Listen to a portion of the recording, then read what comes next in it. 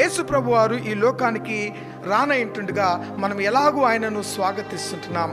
ఇది నాన్న ఒక మరియా చరిత్రని మీకు జ్ఞాపకం చేయాలని ఆశపడుతున్నా. మరియా యేసు ప్రభు వారిని ఎలా స్వాగతించింది తన జీవితంలో, తనకు వచ్చినటువంటి అద్భుతమైనటువంటి అవకాశమును ఆమె ఎలాగూ సద్వినియోగం చేసుకుని దేవునిని ఘనపరిచింది. యేసు ప్రభువును స్వాగతించేటువంటి పరిస్థితులు మనందరికీ ఉన్నాయి.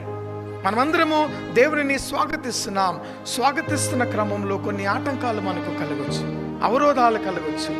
ఆటంకములను అవరోధములను ఎదిరించి దేవునికి ఆరాధన చేసినటువంటి ఒక స్త్రీగా మరియమ్మని ఈరోజు నేను మీకు పరిచయం చేయాలని ఆశపడుతున్నాను.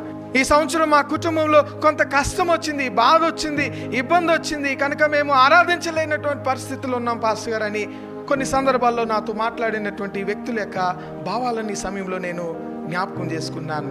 ప్రియమైనటువంటి దేవుని బిడ్డలారా, అలాంటి కష్టమే మరియకు కూడా వచ్చింది, అలాంటి కష్టమే యోసేపుకు వచ్చింది, అలాంటి కష్టమే యేసు ప్రభు వారి క్రీస్తు జన్మదిన సువార్తలో అనేకులకు వచ్చింది. కానీ దానిని అధిగమిస్తూ వారు దేవునిని ఆరాధించినటువంటి బిడ్డలుగా ఈ దినాన్న చరిత్రలో నిలబడినట్లు మనం చూస్తున్నాం.